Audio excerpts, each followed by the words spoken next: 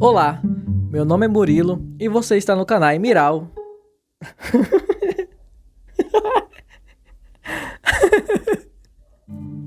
Olá, meu nome é Murilo e você está no canal Mirai Geopolítica. Nos últimos dias, talvez vocês tenham observado alguns memes em relação de Portugal ser a Guiana brasileira, ou Pernambuco de pé, Mato Grosso do Norte, dentre outros. E talvez você tenha se perguntado, ok, mas e aí? De onde surge esse meme? E o Brasil realmente tem colonizado Portugal? O que tem acontecido?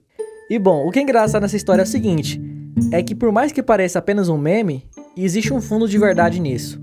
Hoje, mais de 400 mil brasileiros vivem legalmente em Portugal. E isso, claro, sem contar os ilegais e os que conseguiram cidadania. Nas ruas de Lisboa e de Porto, é comum ouvir mais mano e véi do que pai e gajo. Restaurantes brasileiros se espalham como praga. E o pastel de nata já divide espaço com a coxinha e o açaí. Programas de TV, influenciadores, música, gírias, moda e até jeitos de falar estão cada vez mais abrasileirados. E se essa inversão cultural não fosse só simbólica? E se Portugal decidisse ser incorporada ao Brasil de forma oficial? E é nesse cenário que surge a nossa teoria sobre a Guiana brasileira, ou o nosso polêmico 28º estado do Brasil. Vamos analisar isso. A anexação de Portugal ao Brasil não viria por guerra. Por quê? Portugal vem passando por crise econômica há bastante tempo, além de problemas com o envelhecimento populacional e a fuga de jovens portugueses para outros países da União Europeia. Então, Portugal veria no Brasil uma solução inesperada, sendo ela crescimento populacional, economia mais dinâmica e uma cultura que de certa forma já dominou Portugal. A população jovem portuguesa já consome mais artistas brasileiros que portugueses, e muitos deles influenciados por youtubers, como eu, tiktokers e cantores brasileiros. Dessa forma, muitos jovens se sentem mais conectados ao Brasil do que à própria Europa. Diante disso, caso houvesse um referendo histórico e os portugueses escolhessem fazer parte do Brasil, daria início a um novo começo, tanto para Portugal quanto para o Brasil. Porque nasceria então a Guiana brasileira, uma mistura de fado com funk, de sardinha com feijoada e de pastéis de nata com pão de queijo. A entrada de Portugal como Estado brasileiro traria uma revolução econômica para ambos os lados. Para Portugal, seria como tomar um energético depois de décadas de cansaço. O país, que já enfrentava dificuldades com a economia estagnada, receberia investimentos em larga escala de empresas brasileiras. Bancos como Itaú, Bradesco e até o próprio Nubank abririam agências em Lisboa e Porto, com mais força do que nunca. A Magazine Luiza substituiria lojas tradicionais e o Grupo Globo dominaria de vez o espaço midiático. Por outro lado, o Brasil ganharia um pedaço da Europa, se é que podemos dizer assim, com infraestrutura já pronta, sistema de transporte eficiente e acesso direto ao mercado europeu, mesmo que por tabela. E mais, o turismo interno brasileiro explodiria. Visitar Lisboa agora seria uma viagem nacional, com preços em reais e sem necessidade de passaporte. Os pacotes de viagem Nordeste mais Guiana brasileira se tornariam os novos queridinhos das agências de viagem. Mas como todo casamento, nem tudo seria fácil. O custo de vida em Portugal é alto para os padrões brasileiros, o que poderia gerar conflitos sobre salários, repasses federais e políticas públicas. Os portugueses também teriam que se adaptar a um sistema tributário mais complexo e muitas vezes também caótico. Afinal, bem-vindo ao Brasil. Com a anexação de Portugal, o Brasil ganharia um território fora da América do Sul. E não seria qualquer território. Seria o único estado brasileiro com clima mediterrâneo, costa voltada ao Atlântico Norte e paisagens compostas por serras, vales, vinhedos e regiões de neve de maneira ocasional. A Guiana brasileira teria desde as praias do Algarve até as montanhas da Serra da Estrela, com vegetações completamente diferentes da Caatinga, da Mata Atlântica ou do Cerrado. Mas como esse novo estado se encaixaria nas estatísticas brasileiras? Vamos aos números.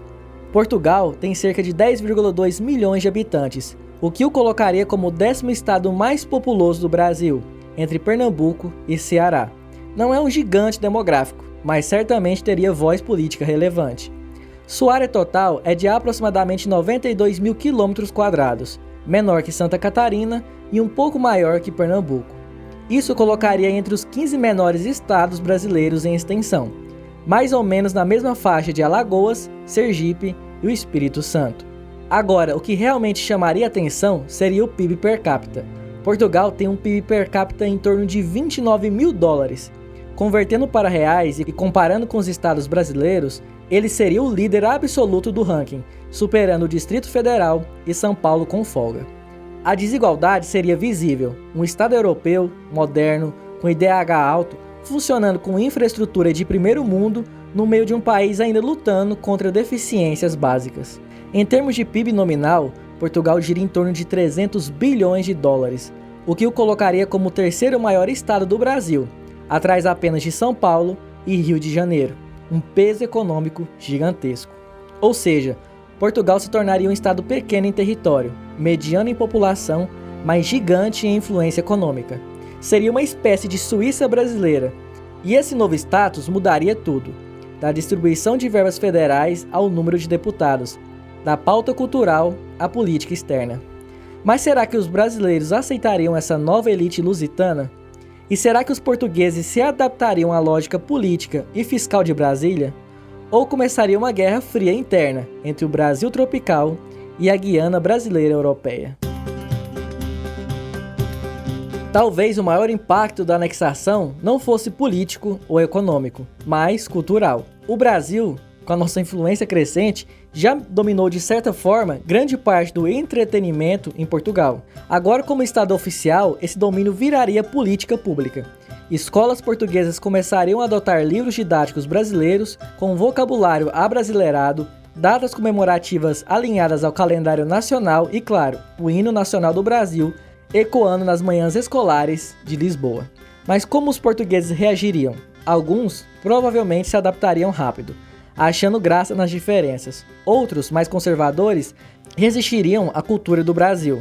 E provavelmente poderíamos ver campanhas como Fado não é funk ou A sorda sim, feijoada não, tentando preservar as tradições locais. E o idioma? Apesar de ambos falarem português, as variações culturais entre Brasil e Portugal são profundas. Expressões como já agora, fixe e desenrascar tenderiam a desaparecer, substituídas por tipo assim, massa e dar um jeito. Em poucos anos, a juventude portuguesa talvez nem lembrasse mais do português europeu tradicional. Ao mesmo tempo, o Brasil também mudaria. A culinária portuguesa se espalharia com força pelo país. Pratos como bacalhau à Brás, arroz de pato e doces conventuais virariam moda gourmet. O fado talvez encontrasse espaço nas trilhas sonoras das novelas. E com o tempo, quem sabe, o jeitinho brasileiro e a melancolia portuguesa dariam origem a uma nova identidade cultural híbrida. No final das contas, a pergunta que fica além dessa é: e se tudo isso já estiver acontecendo? E provavelmente está. Não de forma oficial, mas cultural. Será que o Brasil, com sua música, seus youtubers, sua comida e seu jeito de viver, já não está colonizando Portugal aos poucos? Talvez o futuro não precise de bandeiras ou tanques de guerra. Talvez o próximo império seja cultural. E talvez, só talvez, ou não, a Guiana brasileira já exista, no coração e na mente de uma geração que, mesmo nascida em Lisboa, já se sente em casa ouvindo a Anitta, assistindo Casimiro e comendo pão de queijo na merenda. E você? O que acha disso? Acha que Portugal seria um excelente 28º estado do Brasil? Ou você acha que os portugueses talvez não aceitariam que a gente mandasse neles? Comenta aí embaixo. Bom, esse vídeo é muito mais por curiosidade do que técnico. A gente acredita que as chances disso acontecer são pequenas, mas fica aí a curiosidade. Meu nome é Mirai Murilo e eu vou ficando por aqui. Agradeço muito a cada um e até a próxima.